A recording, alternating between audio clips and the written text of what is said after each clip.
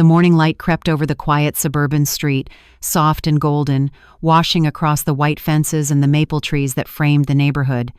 It was the kind of morning that should have felt peaceful, the kind that promised coffee, birdsong, and calm. But for Olivia Bridges, 69 years old, standing at her kitchen window with her hands wrapped around a cup she hadn't yet sipped, peace was something she hadn't known in years. Across the street, she saw her daughter-in-law, Kendra Hawthorne, step out of the garage with several black trash bags. Kendra moved quickly, efficiently, her blonde hair tied into a neat bun, her face set in that same unreadable calm she always wore since the day Marcus died.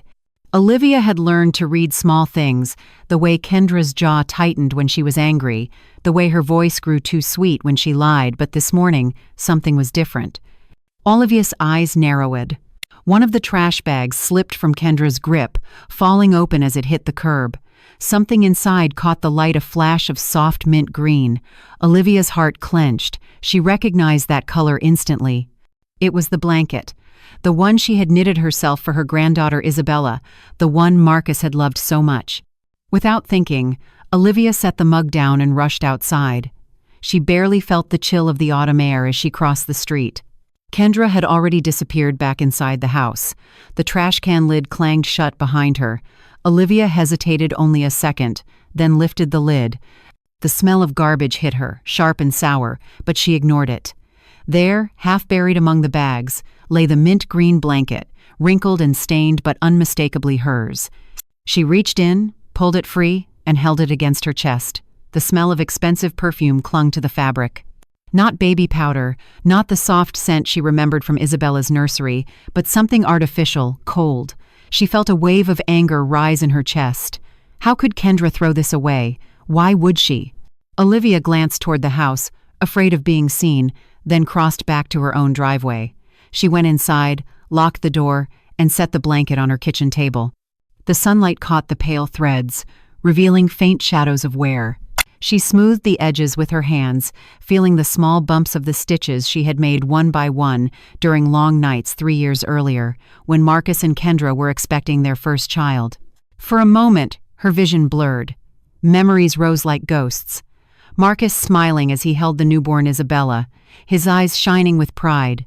The way he had called her mom in that half-teasing voice when she brought soup to their house. He had been her only child, the last piece of her husband still left in the world. And then one day, a phone call, a scream, a staircase, a doctor's face saying words she still heard every night when she tried to sleep. She took a deep breath. The past, she reminded herself, was a trap. She looked at the blanket again. Something about it felt wrong. The fabric bulged slightly in the middle, as if something was hidden inside. Her fingers traced the lump. It was rectangular, firm, and cold beneath the soft cotton layers. She frowned. Maybe it was just a piece of the batting, she thought. Maybe she had missewn it years ago. But no, the edges of the bulge were too sharp, too defined. Someone had placed something inside the blanket deliberately. Olivia's pulse quickened. She carried it to her bedroom, turned on the lamp, and laid the blanket on the bed. Then she opened her drawer and took out the small sewing scissors she had used back then. Her hands trembled as she began to cut the seam. Each snip of the scissors sounded loud in the quiet room. The thread gave way slowly, one tiny line at a time. And then, when she pulled apart the fabric, she froze. Inside, wrapped in a thin layer of cotton, was a small black object, a cell phone, old and dusty but intact. Olivia stared at it, unable to move. Her heart pounded in her ears. Why would there be a phone sewn into Isabella's blanket? Why would Kendra hide it? For a long moment, she simply stood there, the phone resting in her palm like a dead weight. Then, as if guided by instinct, she crossed the room and found an old charger she kept in her dresser. The plug fit perfectly. She connected it to the wall and waited. Minutes passed. The screen flickered once, then again. A faint glow appeared in the corner. The phone was charging. Olivia swallowed hard. Her throat felt dry. She waited until the screen came fully to life. No password, no security lock. It opened straight to the home screen. That was strange enough, but what she saw next made her blood run cold. There were photos, dozens of them. In each, Kendra appeared smiling beside a man Olivia didn't recognize. He was tall, dark-haired, maybe in his 30s. They were laughing together at restaurants, on beaches, in hotel rooms. Some of the dates were from 4 years ago, months before Marcus had died. Olivia's breath caught. She kept scrolling. The images grew more intimate, more undeniable. Kendra had been having an affair while married to Marcus. Her hand shook as she opened the message app. A conversation filled the screen. The contact name was simply J. The messages were months of confessions, plans, and declarations. "I can't stand being with him anymore," one message read. "He'll never let me go." Another said, "I wish he would just disappear." Olivia felt dizzy. She scrolled faster, scanning line after line of words she didn't want to read. Then she saw a message that stopped her heart. "There has to be another way. I can't wait any longer. He'll be alone on Tuesday at 3. She gasped. Tuesday. 3 o'clock. The day Marcus died. The phone slipped from her hand and landed on the bed. For several seconds she couldn't breathe. The room seemed to spin. She picked up the phone again, opened the Notes app, and found a single entry dated 2 days before his death. It read, "Tuesday, 3 in the afternoon. Everything must look like an accident." Olivia dropped the phone again, covering her mouth to stifle a cry. Tears filled her eyes. Marcus's death hadn't been an accident. It hadn't been fate or bad luck or one misstep on the stairs. Someone had planned it. Someone had written about it. Someone had killed her son. She sat down on the edge of the bed, clutching the blanket like it might hold answers. Her mind raced through every memory of that day, Kendra's trembling hands at the hospital, the blood on her sleeves, the way she had whispered that Marcus would have wanted them to be strong. Olivia had believed her. She had comforted her. Now the truth clawed at her chest. Kendra had lied. She had murdered Marcus. But why hide the phone? Why keep it all these years, sewn into Isabella's blanket? Maybe she had wanted to keep the evidence close but unseen. Maybe she had forgotten it was there. Or maybe she had planned to destroy it and never found the courage. Whatever the reason, Olivia knew one thing with absolute clarity. She couldn't stay silent. Yet she also knew the police would never believe her if she simply walked in with a phone she found in the trash. She needed proof, more proof. She needed someone she could trust. Her mind went to Geneva Sterling, her neighbor for more than 20 years. Geneva was 65, kind and sensible, the kind of woman who never exaggerated or gossiped. She would know what to do. Olivia picked up the phone again and stared at the glowing screen. Then she turned it off, wrapped it back in the blanket, and placed it in her dresser drawer. She would call Geneva in the morning. Outside, the wind rustled through the trees. The house creaked softly, settling into the night, but Olivia didn't sleep. She lay awake, her mind replaying every detail the day of the accident, the blood, Kendra's perfect smile. Somewhere in the distance, a siren wailed, then faded into silence. At 3 in the morning, she got up and poured herself a glass of water. The reflection in the kitchen window startled her. The lines on her face seemed deeper, her eyes darker, sharper. She looked like a different woman, someone ready to dig through lies, no matter how deep they were buried. When dawn finally came, she dialed Geneva's number. Her friend answered on the 3rd ring, her voice groggy. "Olivia? It's 6 in the morning. I need you to come over," Olivia said quietly. "Please, it's important." There was a pause. Then Geneva's voice changed, filled with concern. "I'll be there in 15 minutes." When Geneva arrived, Olivia led her straight to the bedroom. She showed her the blanket, the phone, the photos, the messages. Geneva's face went pale as she scrolled through the evidence. When she looked up, her eyes were wide with disbelief. "Olivia," she whispered, "this isn't just betrayal, this is murder." Olivia nodded slowly. "I know." For a long time, neither of them spoke. The only sound was the faint hum of the charger still plugged into the wall. Outside, the morning light grew brighter, spilling across the carpet, illuminating the blanket like a relic from another life. In that moment, Olivia made a silent vow. She would uncover the truth, no matter how dangerous it was. She would make Kendra face justice for what she had done. And she would protect Isabella from ever knowing the darkness her mother carried in her heart. As the clock ticked toward 7, the two women sat together, the blanket between them, the phone glowing faintly like a small, terrible heart. Neither of them could know then how deep the secret truly went, or how many lives had already been taken in the shadows. But for Olivia Bridges, the path had already begun. The first thread had been pulled, and soon the whole tapestry would unravel. Geneva sat on the edge of Olivia's bed, her face drained of color. The old phone rested between them like a ticking bomb. "You have to go to the police," she said at last. Her voice was steady but low, as if the walls themselves were listening. Olivia shook her head. "Not yet. They'll think I'm imagining things. I found it in the trash. They'll say I planted it, or that I misunderstood."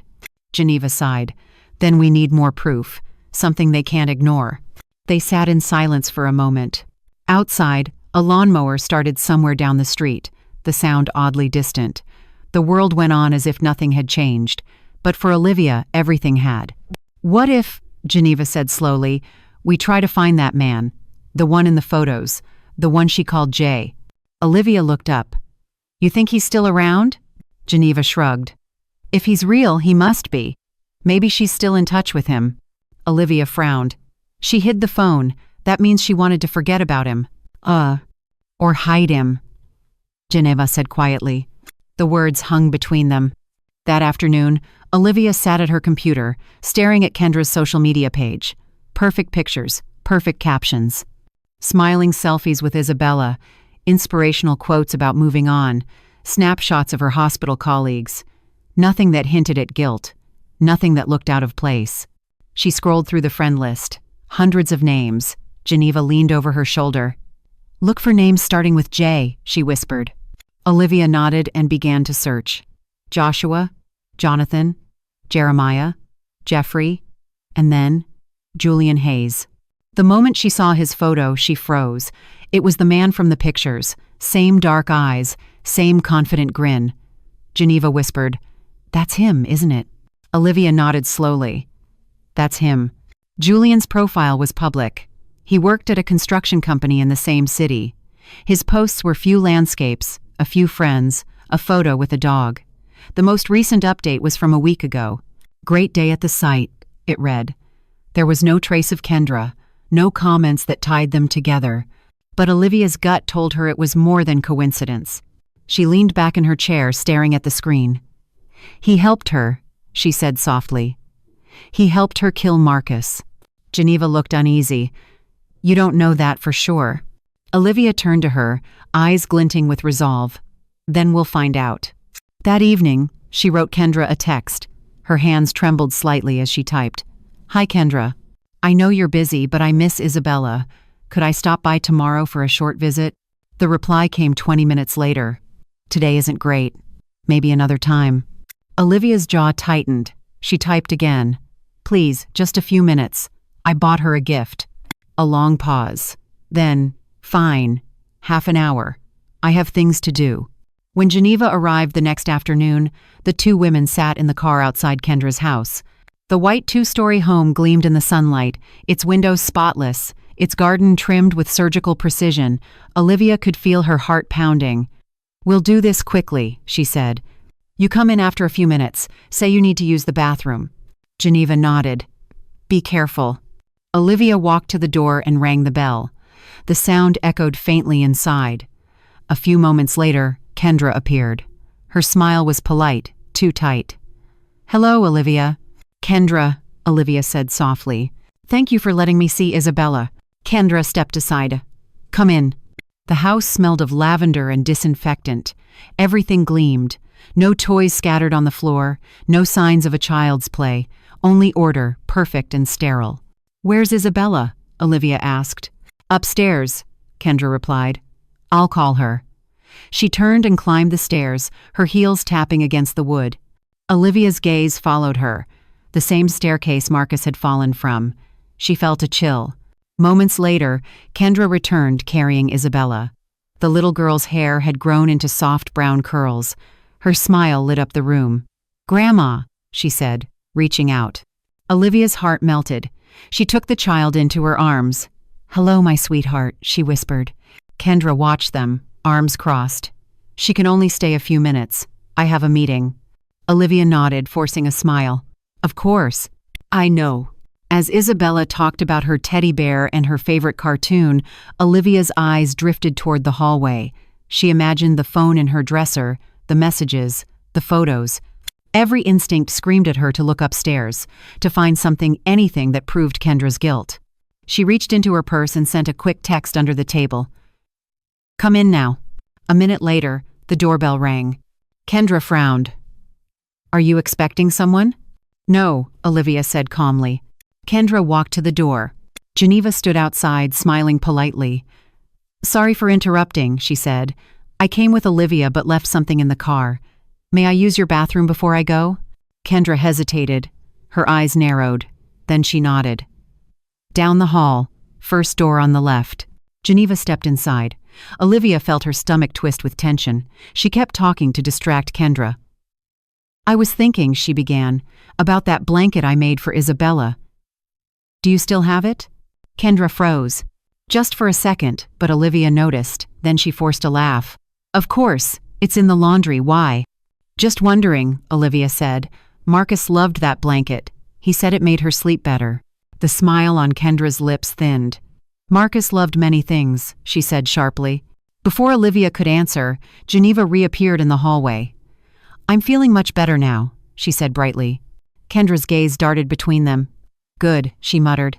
Olivia stood, kissing Isabella on the forehead. "Goodbye, sweetheart. Grandma will visit soon." As soon as they were in the car, Geneva exhaled shakily. "I found something," she whispered. She pulled a large brown envelope from her bag. It was hidden in her closet, under a box of clothes. Olivia opened it. Inside were several documents, insurance papers, bank statements, a copy of Isabella's birth certificate. Her hands trembled as she read the first page. Marcus's life insurance policy, $500,000. Beneficiary, Kendra Hawthorne. The claim had been paid 3 months after his death. The next document made her blood run cold. A bank transfer of $200,000 to Julian Hayes. "She paid him," Olivia said softly. Geneva nodded grimly. "There's more." She handed her the birth certificate. Olivia frowned. "Leah Davis," she read aloud. "Mother's name, Leah Davis, not Kendra." Geneva whispered. "Who is she?" Olivia shook her head. "I don't know." They searched the name online. After a few minutes, an old article appeared. A young mother named Leah Davis had disappeared 4 years earlier, leaving behind her 2-month-old baby. Her body had been found later on the outskirts of the city. Cause of death, cranial trauma. Olivia felt her chest tighten. The same as Marcus. "Olivia," Geneva said, "you need to go to the police, now." For once, Olivia didn't argue. The next morning, they walked into the local police station carrying the phone, the photos, and the documents. Detective James Reynolds met them in his office, a tall man in his 40s with gray at his temples and a calm, firm voice. He listened silently as Olivia told him everything. She spoke for nearly an hour, starting with the blanket and ending with Leah Davis's article. When she finished, the detective leaned back in his chair. "This is serious," he said. "If what you're saying checks out, we're dealing with multiple homicides." "Will you arrest her?" Olivia asked. "Not yet," Reynolds replied. "We need solid evidence. The phone helps, but a defense lawyer could claim it was fabricated. I'll reopen the case of your son's death and order an exhumation." The words hit Olivia like a shock. Exhuming Marcus's body felt unbearable, but she nodded. "Do what you have to do." Reynolds promised to keep her updated. He arranged surveillance on Kendra's house. That night, Olivia finally slept a few hours for the first time in days. Over the next week, the detective called several times. Julian Hayes had been brought in for questioning. At first, he denied everything. But when confronted with the photos and the bank transfers, his story began to crack. He admitted the affair but claimed Kendra had manipulated him, that she had planned everything and he had been too afraid to stop her. Still, without direct evidence, the police had to release him after 24 hours. Then came the results of Marcus's second autopsy. Reynolds called Olivia personally. There were bruises on his wrists, he said. Consistent with someone holding him before the fall, it wasn't an accident, it was murder. Olivia cried silently as she listened. The truth was devastating, but it also brought clarity. Soon after, more connections emerged. The lot where Leah Davis's body had been found was owned by a construction company where Julian had worked as a supervisor. The adoption records for Isabella were falsified. Someone had altered birth certificates and erased files. Every piece fit together. Finally, one morning, the phone rang again. Reynolds's voice was urgent. "We caught her," he said. Kendra tried to flee the country with Isabella. She had fake passports and $500,000 in cash. Olivia felt the world spin. "Where's Isabella?" "She's safe," Reynolds said. "Child services have her. We'll need you to verify guardianship." An hour later, Olivia was at the precinct. Through the glass of the interrogation room, she saw Kendra sitting handcuffed, her face pale and makeup smeared. The detective played a recording of the questioning. "I have nothing to say," Kendra said flatly. Reynolds' partner leaned forward. "We have the phone you hid in the blanket, the messages, the bank transfers, the insurance claim, and Julian's statement." "It's over, Kendra." Kendra's eyes flickered. "That phone? How did you—" She stopped herself.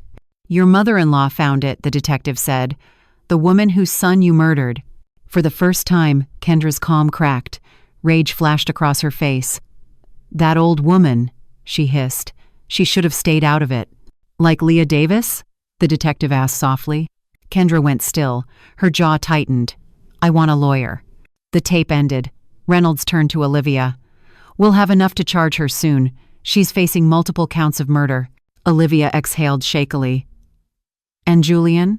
"He's under arrest too. He's talking. He's giving us details you wouldn't believe." Julian's confession cracked the case wide open. What had started as rumor and suspicion was now a chain of evidence strong enough to hold in court. But Detective Reynolds knew Kendra Hawthorne was no ordinary killer.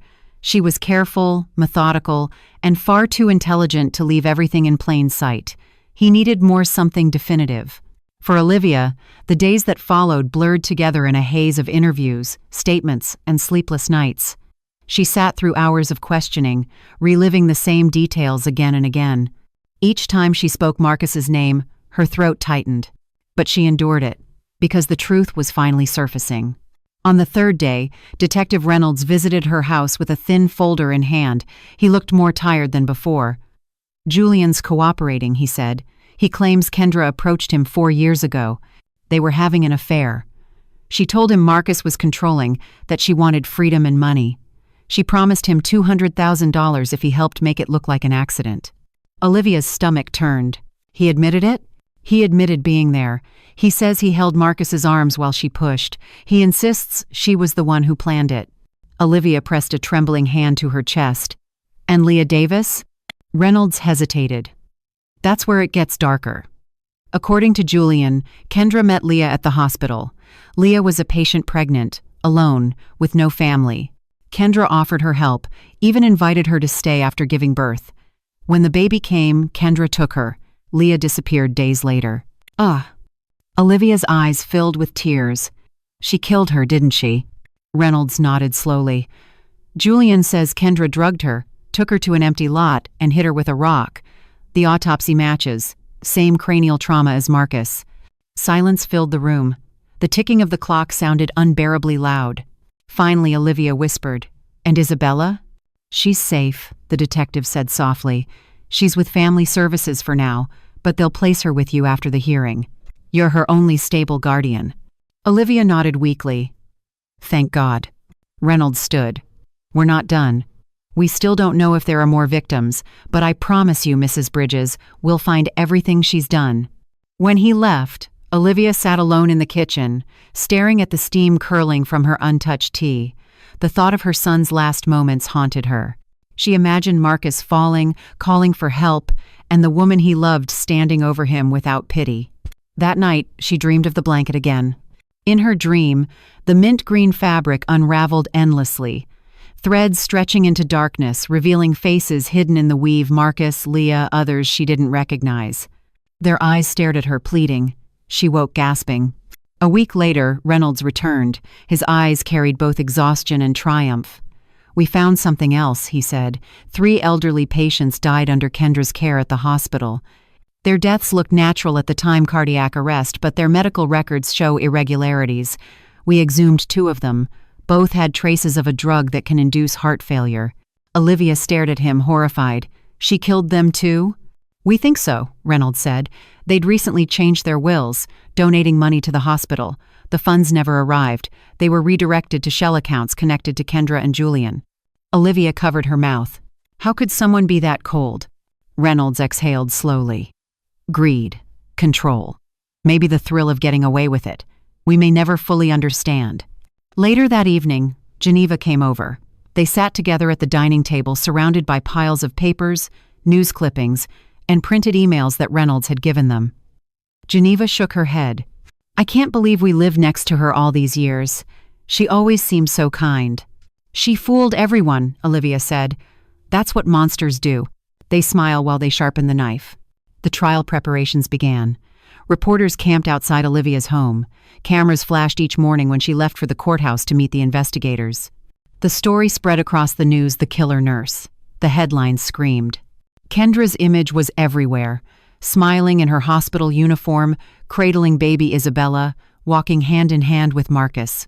The contrast between those photos and the charges, 6 counts of first-degree murder, made the nation shudder. When the preliminary hearing started, Olivia sat behind the prosecution table, her hands clasped tightly together. Kendra entered the courtroom wearing a gray suit, her wrists cuffed. She didn't look at Olivia. Her expression was blank, almost serene. The judge read the charges aloud.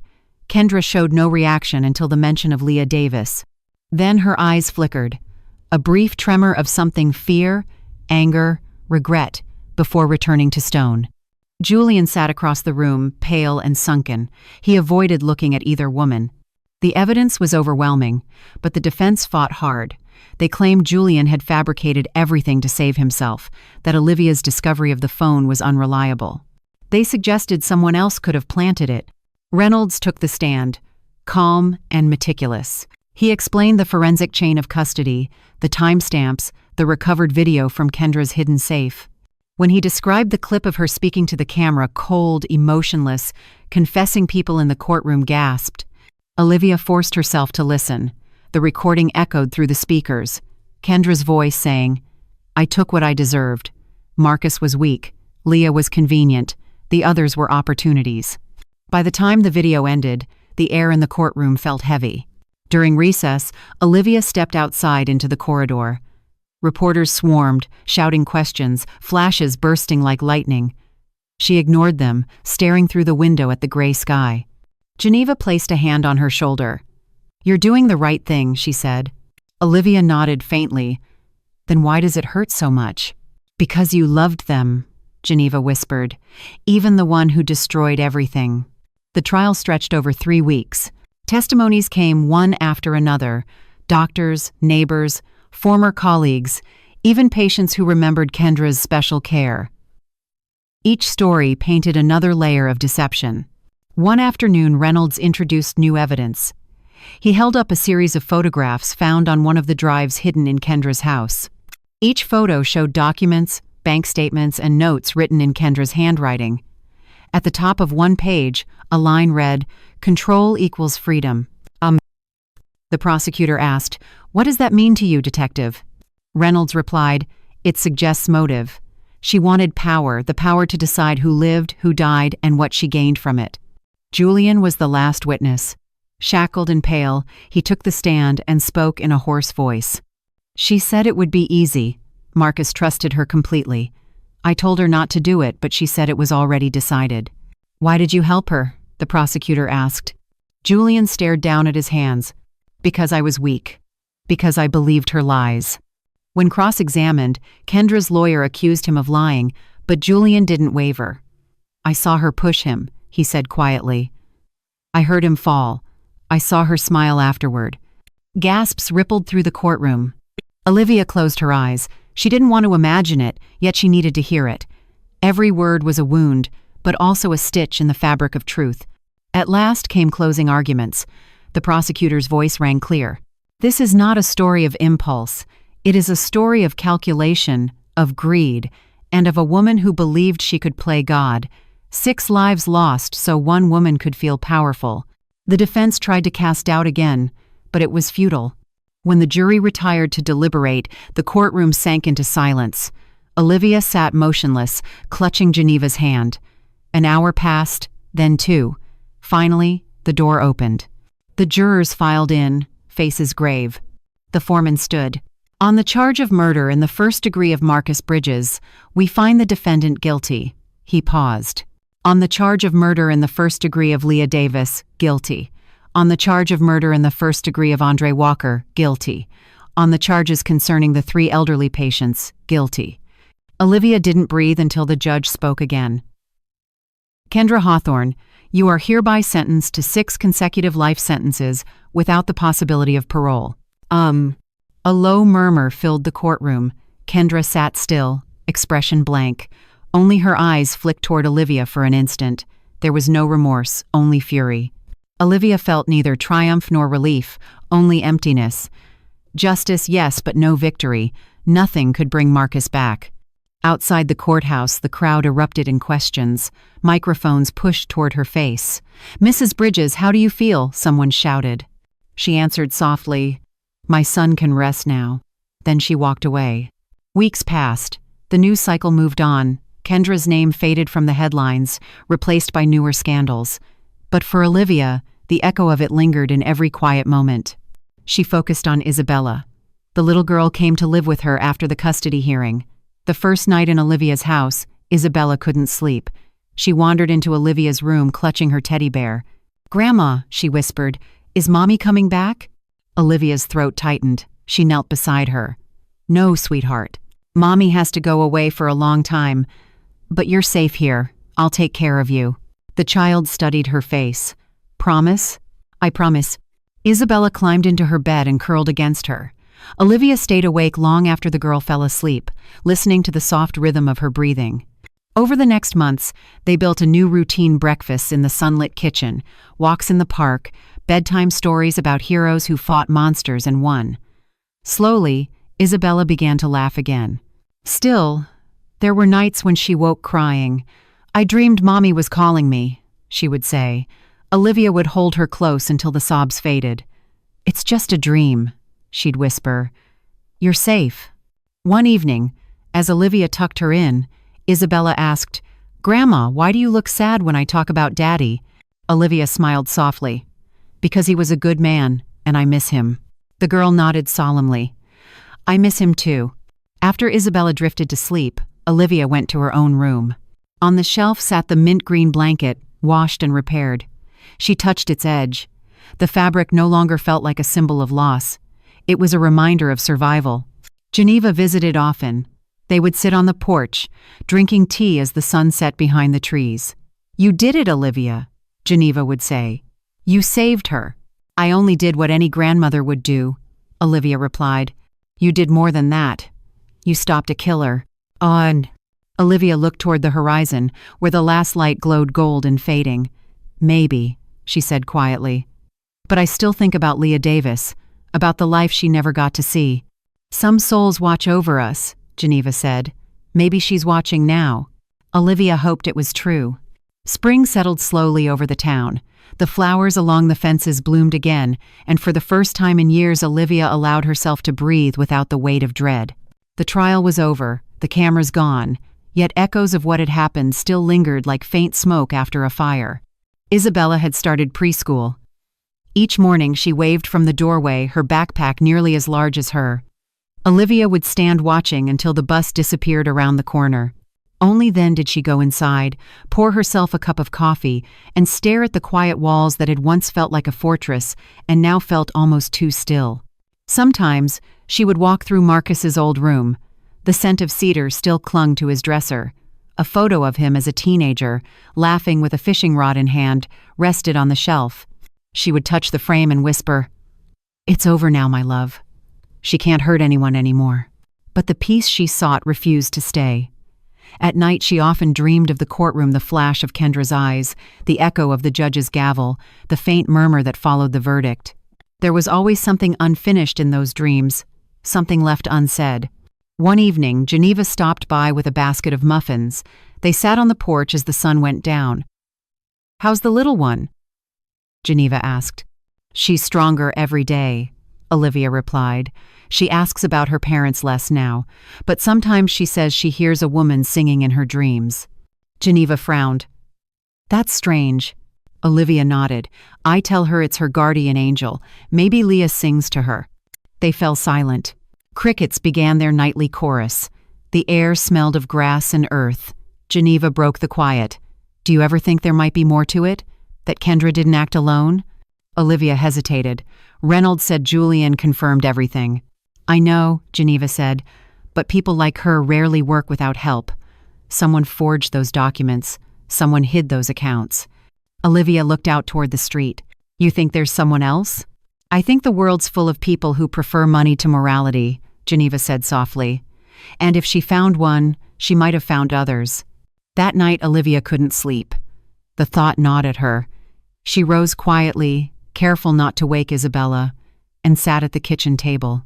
The old phone still lay in the drawer, sealed in an evidence bag that Reynolds had returned after the trial. She took it out and turned it over in her hands. The screen was black, the battery long dead, yet it still felt alive, humming with secrets.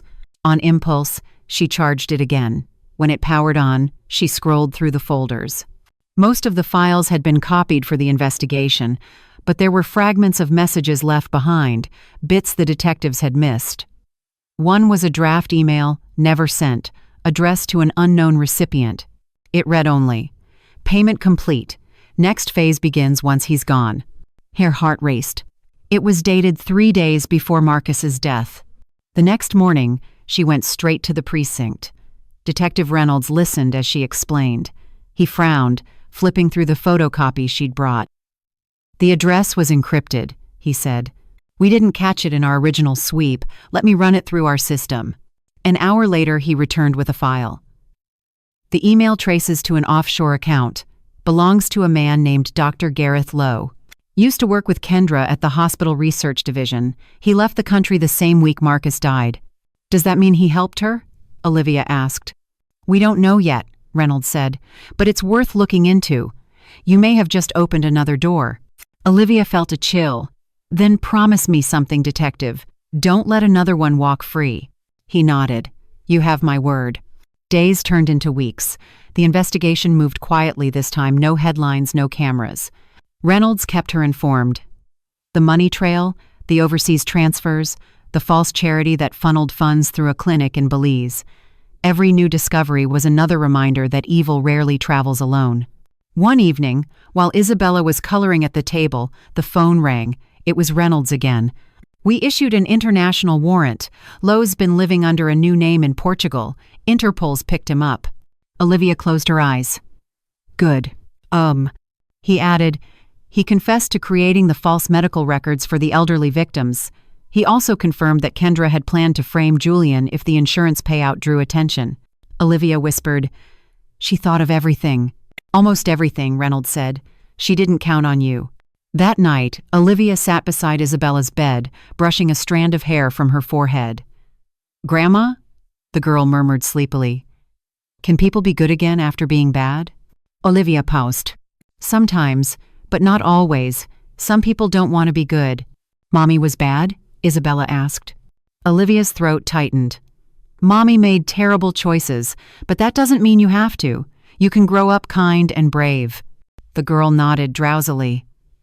Like you? Olivia smiled through the ache. Maybe. She watched her granddaughter drift into dreams and thought about the generations of women bound by pain, Leah, Kendra, herself, and how this small child might finally break that chain. In the following months, life found rhythm again. Geneva started volunteering at the community center. Olivia joined her, reading to children on Saturdays. Isabella's laughter filled the halls, bright and free. It was in those small moments, sticky fingers clutching crayons, the smell of paper and glue, that Olivia began to believe in peace again. But one afternoon, as she packed up books, a man she didn't recognize appeared in the doorway. He wore a plain gray suit and carried a briefcase.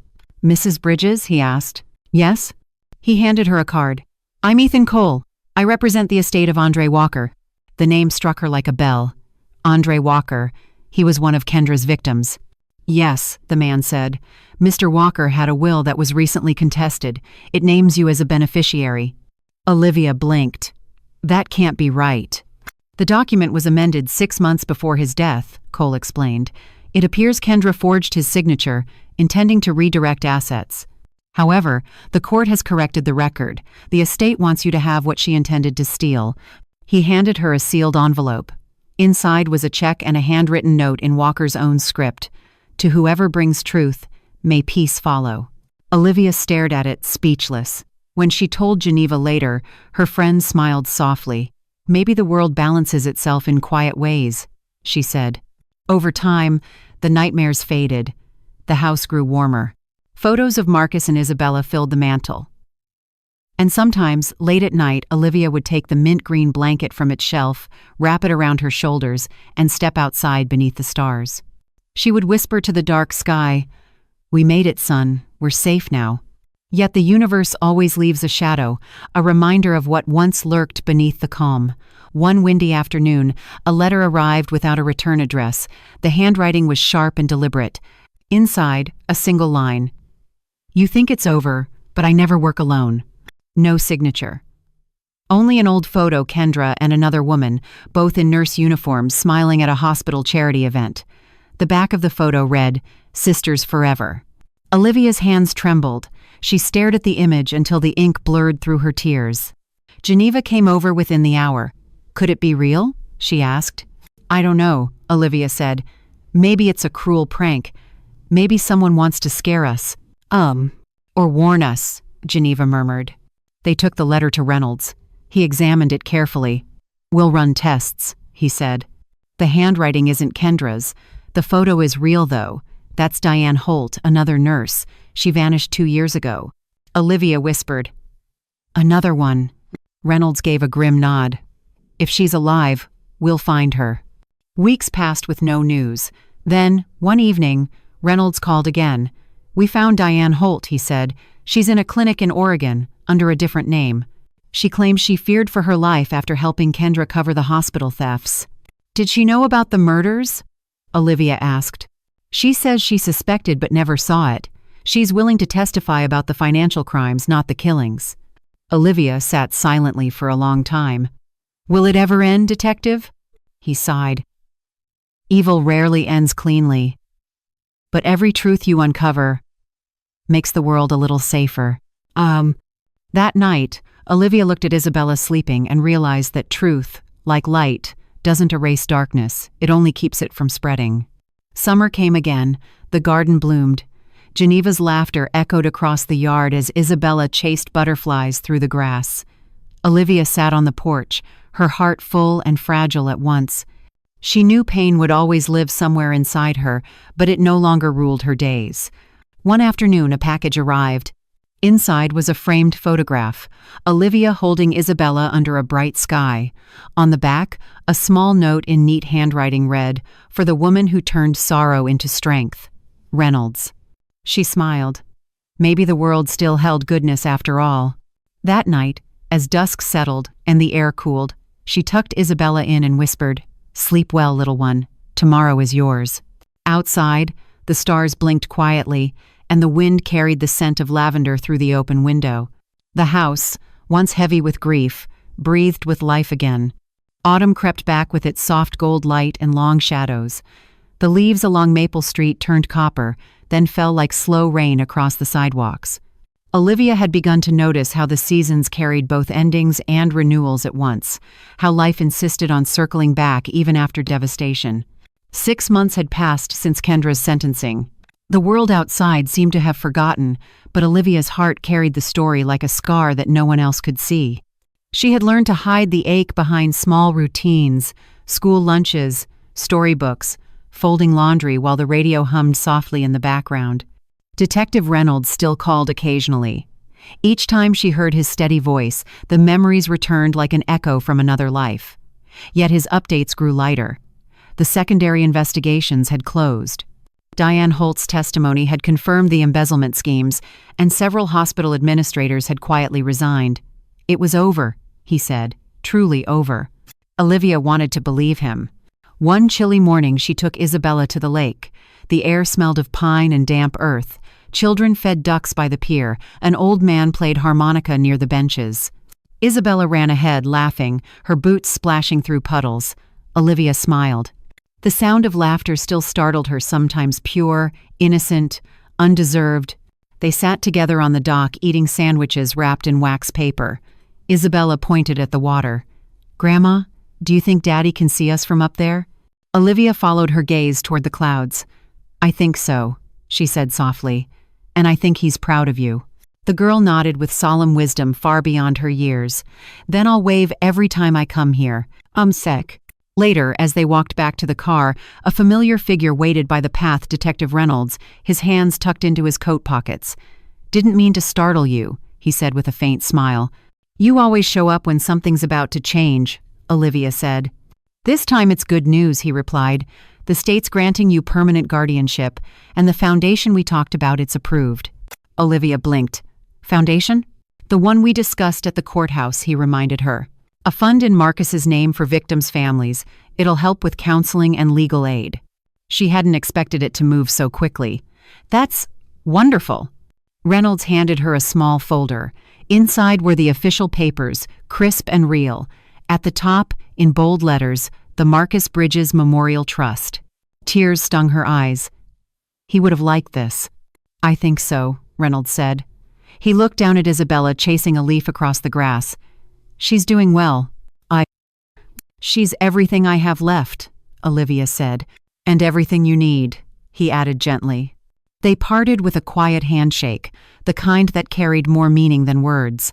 That evening, Geneva came over with soup and bread.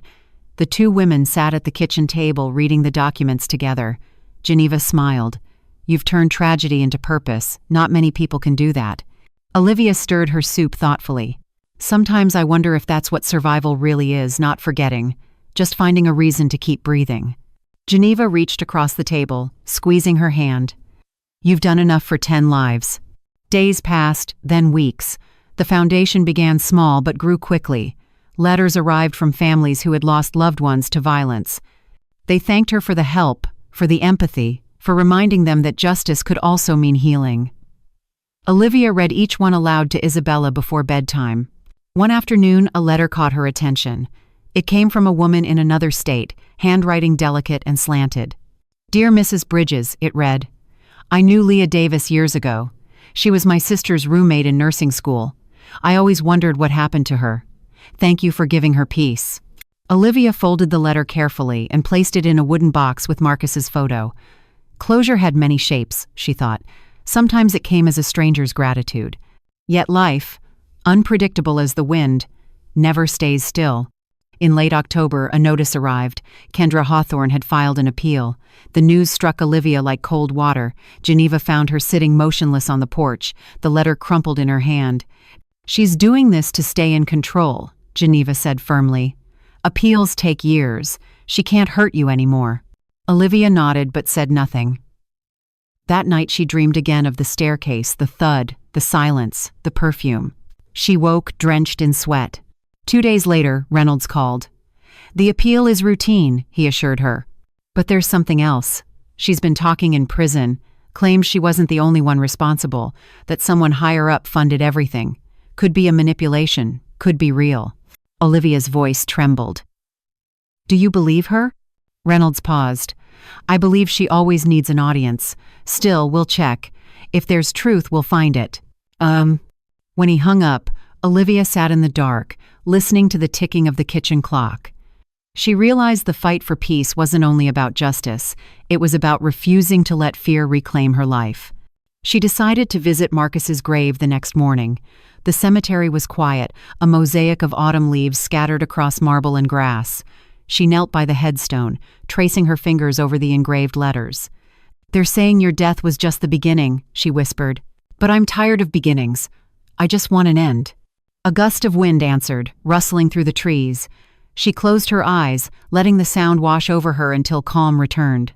When she rose to leave, a shadow moved near the gate, a tall man, coat collar upturned, face half hidden. For a moment, she thought it was Reynolds. But when she called his name, the man turned and walked away quickly. Something metallic glinted in his hand. Her pulse jumped. She hurried to her car, locking the doors before starting the engine. The rearview mirror showed only falling leaves and the empty path. That night she told Reynolds what she'd seen. He frowned. Could have been a reporter, could have been nothing. But I'll send a patrol by your neighborhood for a few nights. Isabella sensed the tension. Grandma, are you scared? She asked. Olivia knelt, forcing a smile. No, sweetheart, just careful. Careful keeps us safe. The patrol cars came and went for a week, then disappeared. Nothing happened. Life settled again. One rainy evening, Olivia received a letter from the prison, no envelope, just a folded sheet slipped under her door. The handwriting was unmistakable, Kendra's. It read, "You think you've won. You think you know everything, but Marcus wasn't as innocent as you believe. Ask the detective about Belmont research. Ask what your son did for them." Olivia stared at the words, feeling the ground shift beneath her. She called Reynolds immediately. He came within the hour, soaked from the rain. She handed him the letter. He read it twice, jaw tightening. "Belmont research," he muttered. "That's the private lab that funded the hospital's experimental trials." "Is it true?" she asked. "Did Marcus work with them?" "Briefly," Reynolds admitted. "He consulted on a data project before he died, but there's no record of wrongdoing." Olivia shook her head. "Then why would she mention it?" "She wants to wound you," he said, "to twist the knife one last time." Still, he promised to verify. A week later, he called again. "We checked Belmont's archives. Marcus's name appears on one file, a test designed for medication trials. Nothing illegal. But the funding channels overlap with the same shell companies Kendra used. Looks like she accessed his credentials to move money." Olivia closed her eyes. "So even his name was part of her scheme." "Yes," Reynolds said gently, "but the blame is hers, not his. Don't let her rewrite that truth." That night, Olivia burned the letter in her fireplace. The flames consumed the paper quickly, curling it into ash. When the fire dimmed, she whispered, "No more ghosts." Winter arrived with early snow. The streets glittered under street lamps. Olivia decorated the house for the holidays, simple, warm, filled with the scent of cinnamon and pine. Isabella helped hang ornaments, giggling as she tried to place the star on top of the tree. When Geneva joined them for dinner, the house glowed with laughter. They ate pie and watched the fire crackle. For the first time, joy felt natural again. Later, after Isabella had gone to bed, Geneva leaned back on the sofa. "You've built something good out of the wreckage, my friend." Olivia smiled. "It took me long enough." "What will you do now?" Geneva asked. "I want to travel," Olivia said after a pause. "Marcus always wanted to see the northern lights. Maybe Isabella and I will go someday, show her the sky her father dreamed of." Geneva raised her glass. "To new horizons." They clinked glasses softly. That night, Olivia wrote a letter to Reynolds thanking him for his persistence and courage. She ended it with a simple line, "If you ever doubt that good people make a difference, remember you gave a grandmother her granddaughter's future." Ho! When she sealed the envelope, she felt lighter than she had in years. Outside, the snow kept falling, soft and endless, covering the world in quiet forgiveness. The new year came quietly. Olivia watched the calendar turn while snowflakes drifted outside her window. Each morning she rose before dawn, brewed coffee, and stood by the window watching the light crawl slowly over the rooftops. It was a ritual of gratitude, a silent thank you to whatever unseen hand had given her another day of peace. Isabella grew quickly. Her drawings covered the refrigerator, full of hearts, stars, and two stick figures, always holding hands, a tall one labeled Grandma, a smaller one labeled me. Every time Olivia looked at them, her chest ached with tenderness. The child who once trembled in her sleep now filled the house with laughter. It was proof that healing was possible, even after unimaginable loss. Yet the world outside continued to whisper old stories. The case of Kendra Hawthorne had become the subject of documentaries, podcasts, and late-night television specials. Sometimes strangers stopped Olivia on the street to ask if she was the woman with the blanket. She would smile politely and keep walking. Fame built from tragedy never sat well with her. All she wanted was ordinary days. One afternoon in February, Detective Reynolds appeared again, holding a small package. "Something from the evidence archives," he said. "Thought you should have it." Inside the box lay Marcus's old wristwatch. Its glass face was scratched, but it still ticked faintly. "We found it when we recatalogued the storage from the case," Reynolds explained. "It's been cleaned and restored." Olivia turned the watch over in her palm. She remembered giving it to Marcus on his graduation day. He had promised to wear it every shift, claiming it would remind him that time mattered more than money. Now, years later, the hands still moved steady, patient. "Thank you," she whispered. "It means more than you know." After he left, she placed the watch on the nightstand beside Isabella's new mint green blanket, two symbols of past and future, side by side. March arrived with its restless winds. The foundation in Marcus's name continued to grow. Olivia spent long evenings answering letters, approving grants, and recording thank you messages for families she would never meet. Sometimes she spoke at small community gatherings, telling others how grief could become purpose. Her voice, once fragile, carried strength. People listened. Some cried, some smiled, all left believing in resilience again.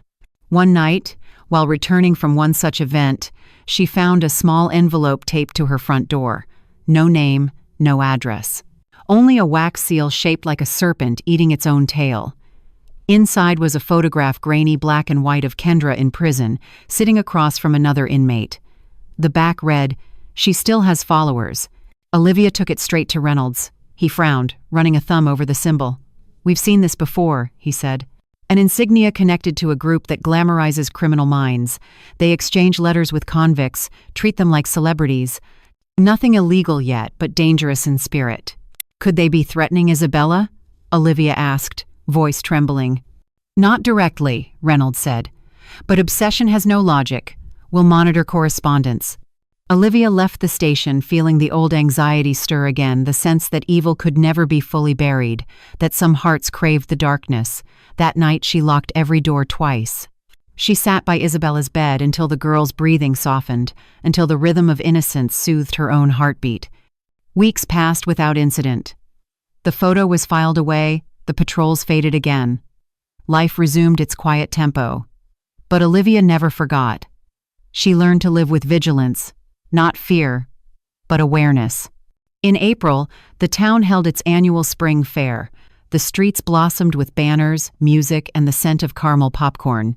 Isabella tugged Olivia's hand from booth to booth, painting her face with glitter stars, winning a small stuffed bear at the ring toss.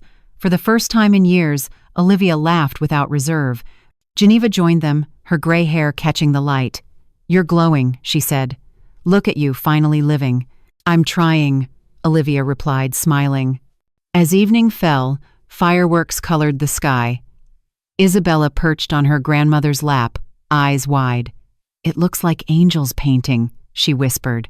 Olivia kissed her hair. "Yes, my love, angels painting the night." That night, back home, Isabella fell asleep clutching the bear. Olivia lingered by the window, watching the last sparks fade into darkness. She felt Marcus there somehow, in the quiet, in the peace. "You'd be proud," she murmured. "She's everything you hoped for." Time flowed gently after that. Seasons changed again. Isabella started first grade, losing her first tooth and reading her first book out loud. Olivia attended every recital, every parent-teacher meeting, every small moment that life offered. The ghosts of the past grew fainter, though they never disappeared completely. Then, one gray afternoon, the phone rang. The number was unfamiliar. A woman's voice spoke softly on the other end. "Mrs. Bridges, my name is Karen Lowe. I'm the sister of Gareth." Olivia froze. "The man who worked with Kendra?" "Yes," the woman said. "He died last week in prison. I found your contact in his notes. There's something you should know." Olivia listened as Karen explained. Gareth had left behind a written confession detailing his role in falsifying medical reports for money laundered through Belmont Research. But there was more, he claimed. Kendra had been working under the direction of an unknown benefactor who provided funding and protection in exchange for silence. The identity was never revealed. "He wrote that if anything happened to him, I should tell you," Karen said. "He believed you'd understand what to do with the truth." Olivia's hands shook. "Do you still have the confession?" "I'll send a copy," the woman promised, "for closure." The letter arrived 2 days later. Olivia read it slowly, each line tightening the knot in her chest. It ended with a chilling sentence. "Evil wears many faces, and sometimes it smiles through kindness. She gave the letter to Reynolds. He studied it carefully. "We'll reopen a small inquiry," he said. "But even if this benefactor exists, they're buried deep. Don't let this drag you back." "I won't," Olivia said, though she wasn't sure. At home, she tucked the letter into her journal beside a photograph of Marcus holding newborn Isabella. She wrote beneath it, "Truth never ends, it just changes form." Summer came again. Warm breezes fluttered through the curtains. Isabella, now 7, spent her days painting in the yard.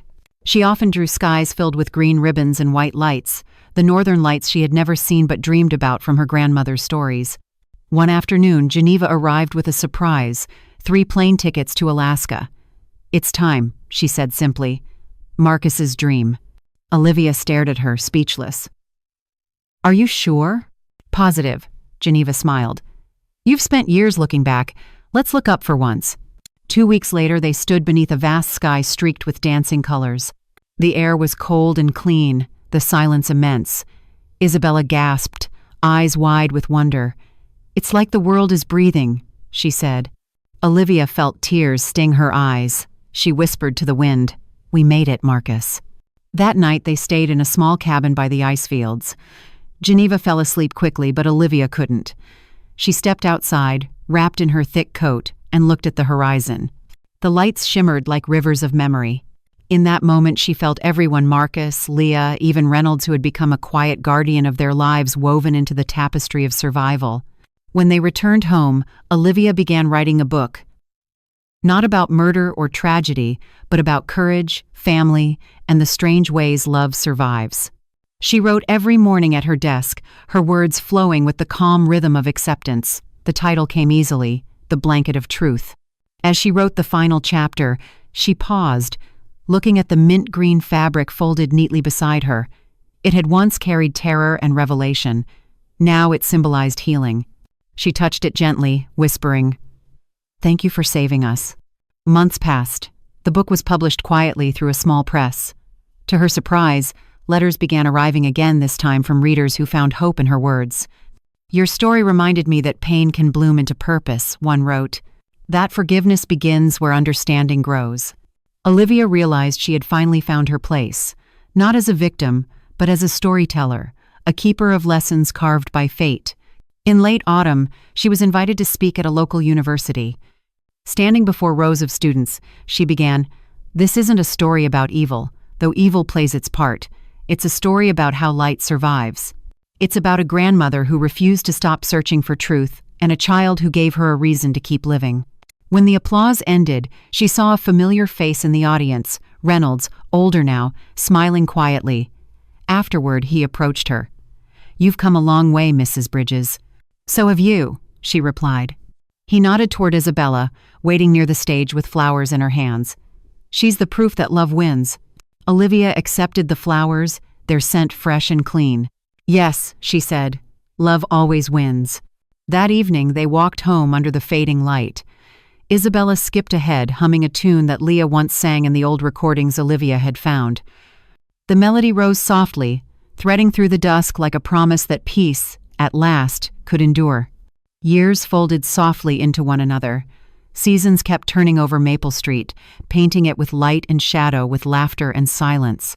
Olivia Bridges had grown older, but the years no longer weighed on her shoulders. They simply rested there like a shawl woven from memory. Every morning she rose before Isabella's alarm rang. She made oatmeal, packed lunches, and opened the curtains so the house could breathe. The rooms that once echoed with grief now hummed with ordinary life. The clatter of breakfast dishes, the rustle of notebooks, the click of the front door closing behind a girl on her way to school. Sometimes Olivia would stop at the bookshelf and run her fingers along the spine of The Blanket of Truth. The cover had faded a little, yet it still carried the scent of ink and hope. Letters continued to arrive from strangers, mothers, sons, widows, people who found courage in the story of a grandmother who refused to stop loving.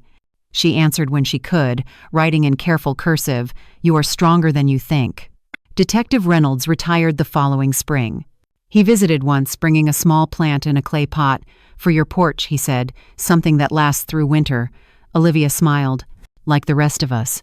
They drank coffee together and spoke quietly about the past. Before leaving, he said, "You taught me something, Olivia. Justice isn't only about punishment. Sometimes it's about keeping kindness alive after everything else is gone."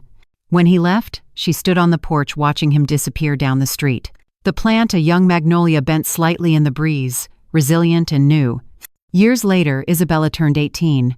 She graduated with honors, her eyes shining under the stage lights. As she crossed the auditorium to accept her diploma, Olivia felt Marcus beside her, proud and radiant. After the ceremony, Isabella placed the mint green blanket around her grandmother's shoulders and whispered, "Everything started with this." That night, they sat in the yard watching fireflies. The air was warm, fragrant with cut grass. Isabella said, "Grandma, I'm thinking of studying medicine, maybe pediatrics, like we talked about. I want to help kids who lost someone." Olivia nodded, tears soft in her eyes. "Then you'll keep the promise your father made to heal the world a little." Silence settled between them, peaceful and full. The stars blinked faintly overhead, as if approving. Time moved forward again, gentle but unstoppable. Isabella left for college, calling every evening to tell her grandmother about anatomy classes, roommates, and the chaos of dorm life. Each call ended the same way, "I love you, Mommy Grandma." And Olivia would answer, "I love you more." One winter morning, snow drifting outside the window, Olivia awoke feeling the years all at once. She sat in her favorite chair, the blanket around her, the ticking of Marcus's watch steady beside her. The house was quiet, except for the faint hum of the heater and the whisper of wind under the eaves. On the table lay a half-finished letter to Isabella. She picked up her pen and wrote the final lines slowly. "If one day you miss me, look for the light through the leaves. That will be me, reminding you that love never ends." She placed the letter inside the book that had once told their story. Then she closed her eyes and rested.